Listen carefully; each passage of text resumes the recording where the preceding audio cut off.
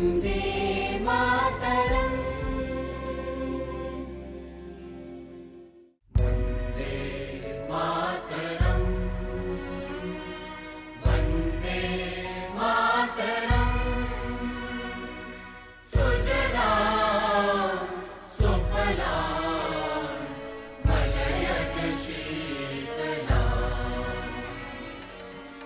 मातरम यानी एक ऐसी रचना जो भारत की आजादी की लड़ाई का नारा बन गई।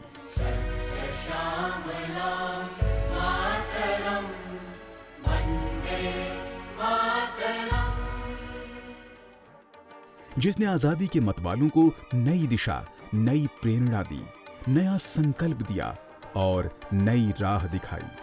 जो रचना आजादी के आंदोलन में शामिल होकर और बाद में देश का राष्ट्रगीत बनकर अमर अजर हो गई, उस वंदे मातरम के लेखक थे बंकिम चंद्र चटर्जी। बंगाली भाषा के साहित्य के सम्राट के रूप में जाने जाने वाले बंकिम चंद्र चटर्जी प्रसिद्ध लेखक, कवि और पत्रकार थे। 26 जून 1838 को वर्तमान पश्चिम बंगाल के उत्तर 24 परगना नैहाटी के कंठपुरा गांव में जन्मे बंकिम चंद्र चटर्जी बंगला साहित्य के ऐसे महान साहित्यकार थे जो भारतीय राष्ट्रवाद के शुरुआती समर्थकों में से एक थे और उनकी रचनाएं स्वतंत्रता संग्राम को प्रेरणा देती थी। वर्ष 1857 में ईस्ट इंडिया कंपनी के शासन के खिलाफ एक मजबूत विद्रोह हुआ, लेकिन बंकिम चंद्र चटर्जी ने अपनी पढ़ाई जारी रखी और वर्ष 1859 में बीए की परीक्षा पास की।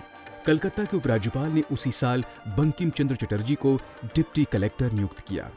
वह 32 वर्षों तक सरकारी सेवा में कार्यरत रहे और वर्ष 1891 में सेवानिवृत्त हुए। बंकिम चंद्र चटर्जी का महाकाव्य उपन्यास आनंद मठ 1770 से 1820 के बीच चले सन्यासी विद्रोह की पृष्ठभूमि से प्रभावित था। यह वह उपन्यास है जिसका एक गीत वंदे मातरम राष्ट्रगीत बन गया और आजादी के संघर्ष में जिसने आंदोलनकारियों को अद्भुत उत्साह से भर दिया।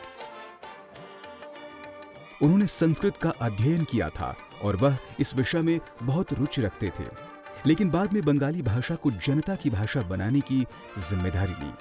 हालांकि उनका पहला प्रकाशित काम एक उपन्यास है जो अंग्रेजी में था।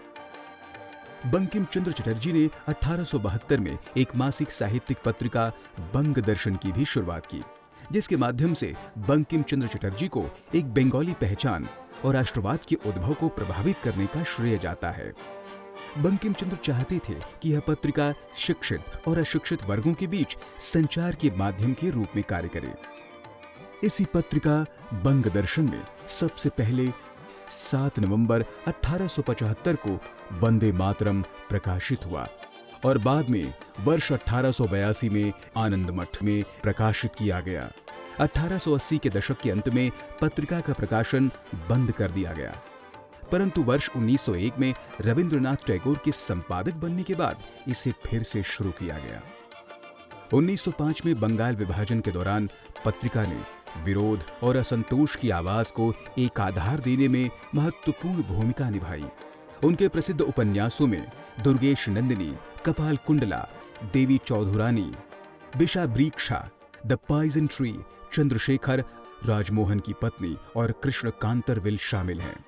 8 अप्रैल 1894 को बंकिम चंद्र चटर्जी का निधन हो गया। बंकिम चंद्र बंगला साहित्य के ऐसे महान साहित्यकार थे जिन्हें अपने जीवन काल में ही अपार ख्याति मिल गई थी और वह संपूर्ण देश में प्रकाश स्तंभ की तरह समाज को प्रेरणा देने वालों में से एक थे। आनंद मठ उनके साहित्य में उस शिखर पर आज भी खड़ा है जिसे विरले ही छू पाते हैं। बंकिम बाबू ने पहली बार इस उपन्यास में अंग्रेजों को चुनौती देने वाले क्रांतिकारियों के पराक्रम को चित्रित किया और प्रत्येक भारतवासी को बोध कराया कि आजादी उनका सर्वोच्च अधिकार है।